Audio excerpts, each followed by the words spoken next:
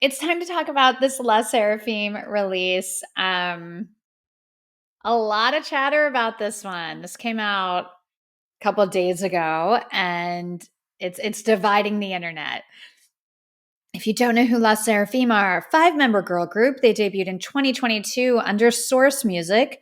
Source is a subsidiary of Hybe. They're part of the Hybe family. Their album Unforgiven was one of my top 5 K-pop albums of 2023.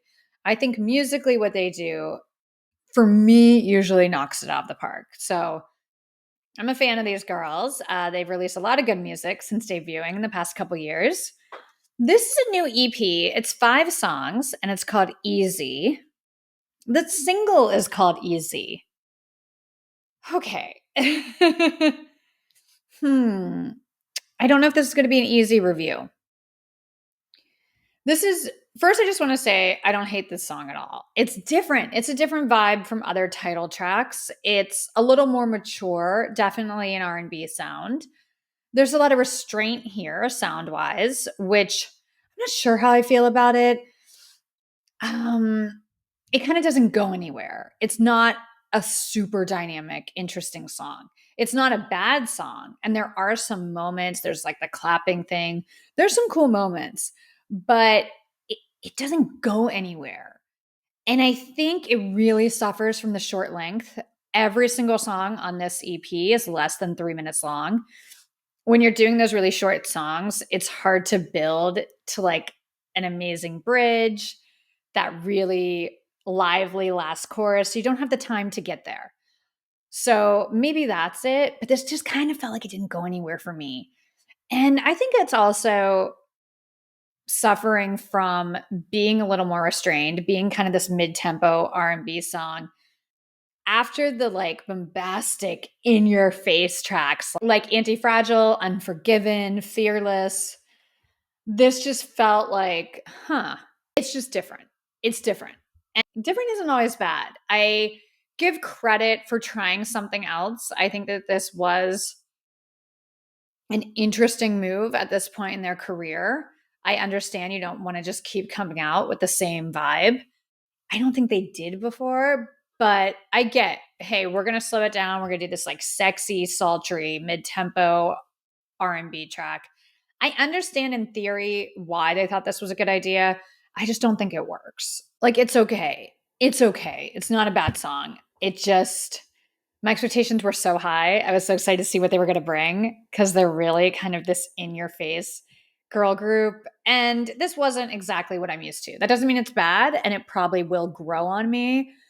And I think with SSERAFIM, they definitely want to be the sexy girl group, right? Their styling, their choreography, their vibe, their personality is sexy girl group. So I think in that way, this song really works. Like I do get it and I see the vision.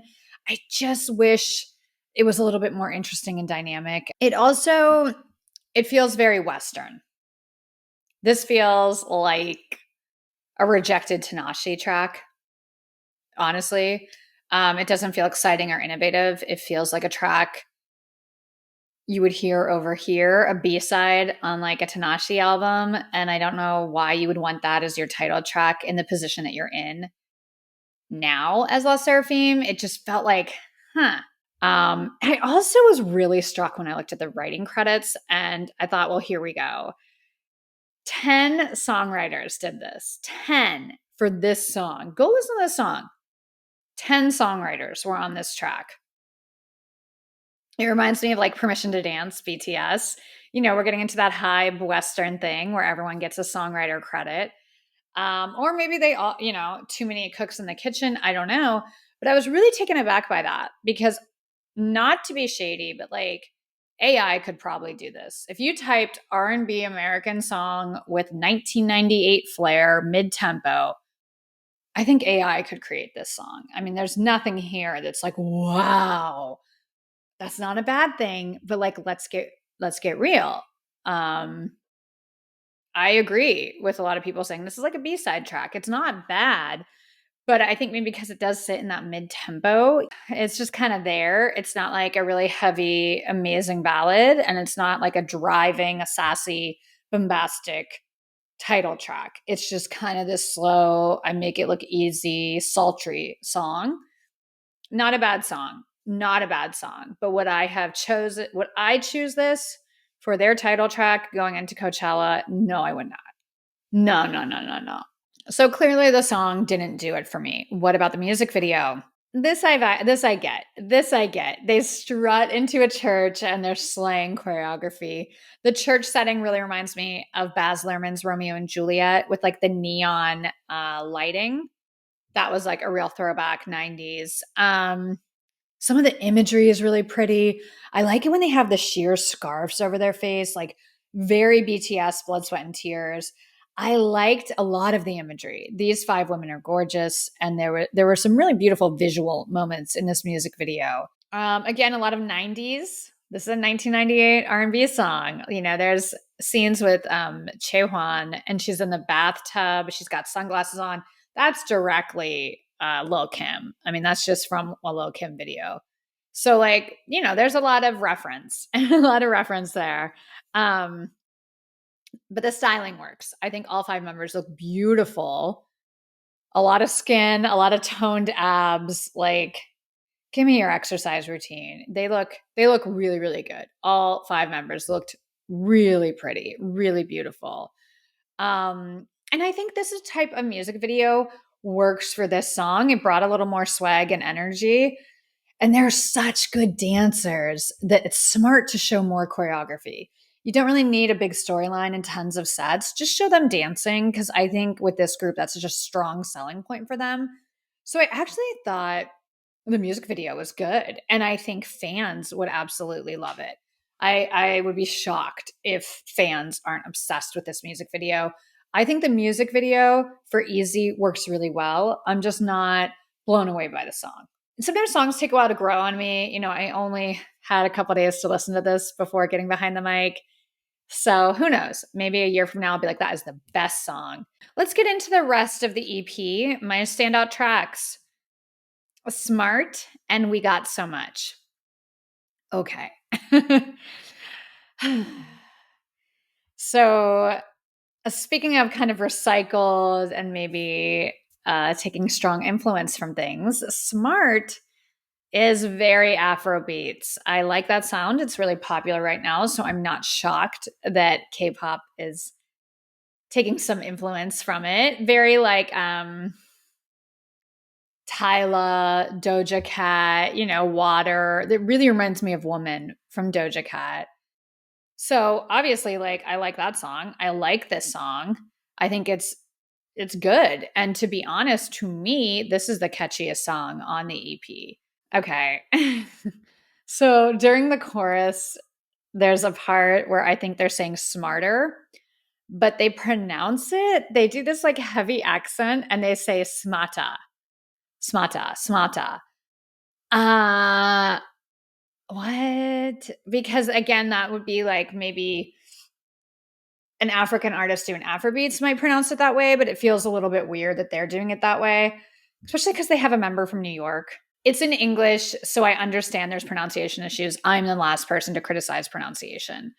But the pronunciation that they're doing sounds like an African pronunciation, a little more to me, more than like a Korean pronunciation. And they do have a member from New York.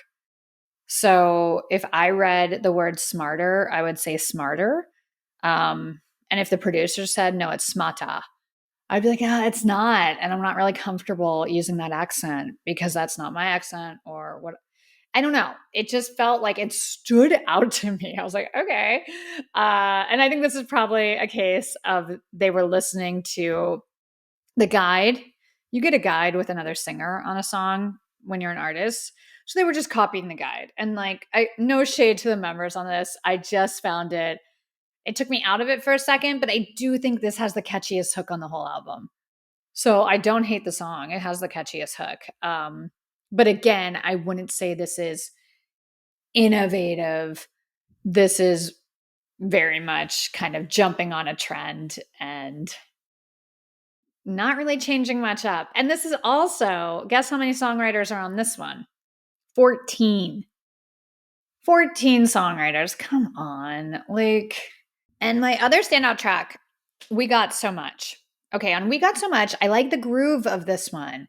It's pretty and chill with like some interesting production choices. I'm not sure they all work, but I thought, speaking of innovative, I thought this was the most interesting and innovative song on the album. The chorus works. This one, I was like, okay, yeah, I get it. Again, there was one little production choice that maybe I didn't vibe with totally, but I thought that this song was the most like, okay, most innovative. Um, but I've got to say, every release can't be a hit. I think we get spoiled as K-pop fans because so many of our favorite artists continuously knock it out of the park. But I could say honestly, for my favorite K-pop groups, I can name the albums that I thought were a bit of a miss. Then they come back with the next one and it's great again. There's maybe only one group who hasn't missed for me yet.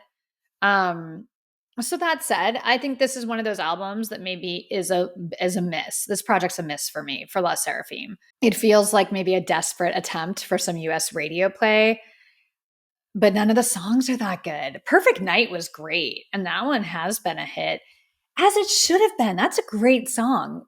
Whether it's Korean or English language, who cares? The song is good. This felt like chasing trends in the US market, and that it doesn't work.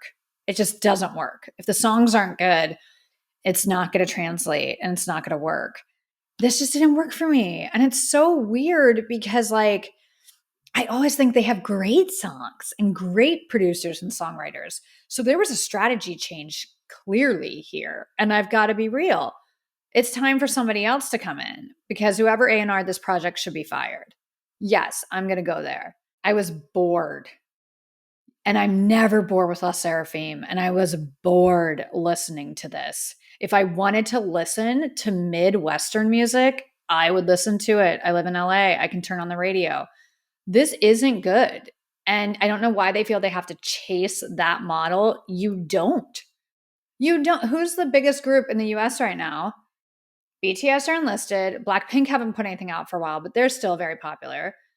Twice is killing it. Stray Kids are killing it. Stray Kids music is the opposite of a Western radio friendly. They're killing it. They just won a People's Choice Award for favorite group. You don't have to chase a mediocre Western sound to be popular here. You don't. So I don't know who advised them. I don't know if this is part of like the Hive of America thing, but this doesn't work. This doesn't work. And I know the fans are going to say, you know, anti and hater and all of that stuff. I'm here to give fair critiques. They were on my top albums of 2023 list. It has nothing to do with personally liking or not liking a group. The music here just doesn't, it's not exciting. It doesn't work. Okay. I also think vocally, they had some nice moments. I liked that Easy went a little bit lower. I think that like, oh, okay, cool. Obviously it would. It's an R&B song from the 90s. But I think this group vocally, I wouldn't say they're the strongest fourth gen group.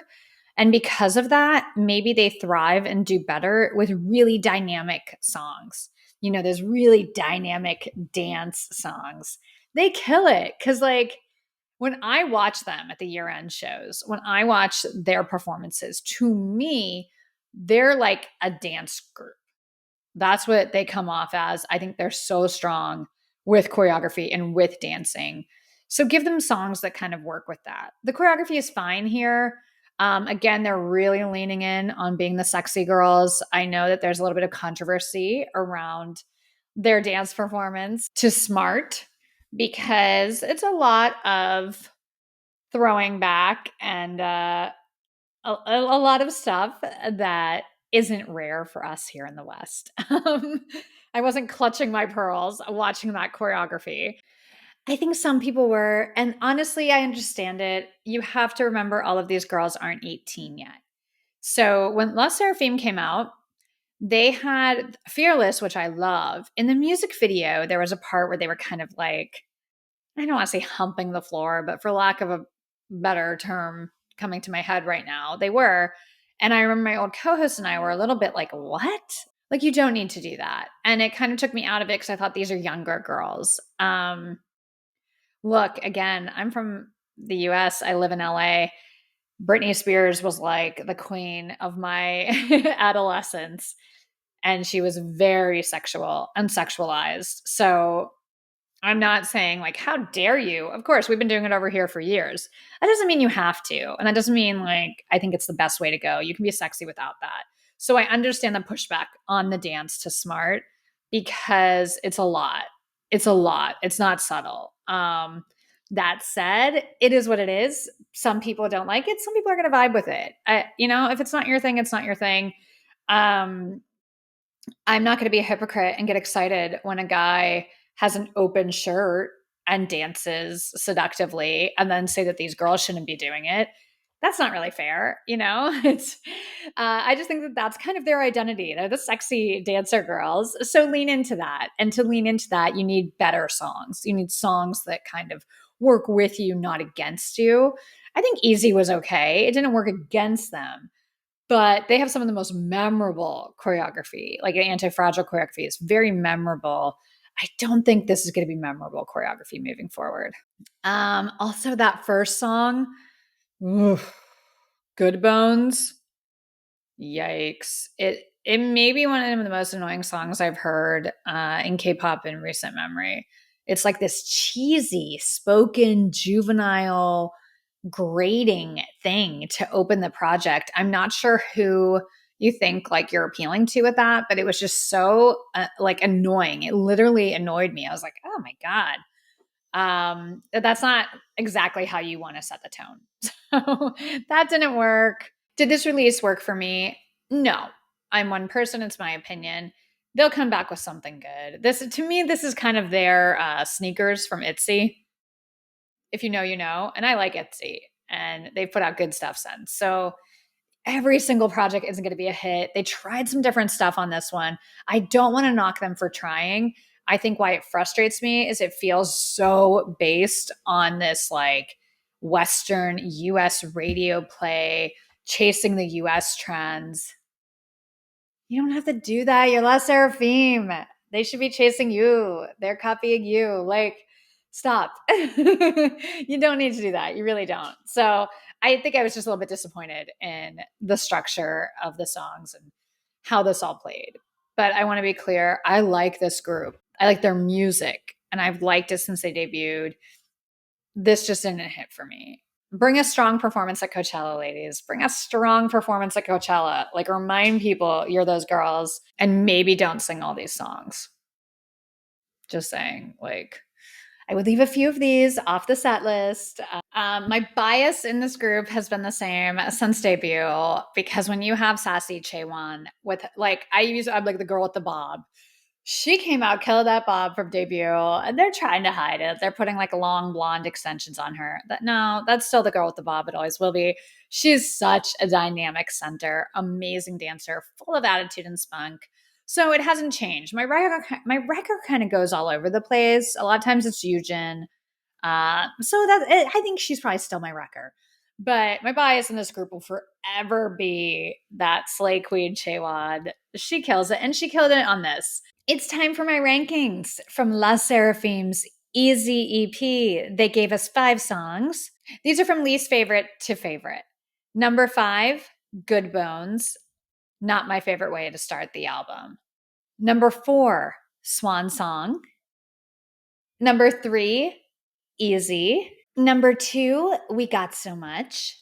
And my number 1 song, even though it was very reminiscent of some other songs, I still thought this was the catchiest song on the album. It's Smart.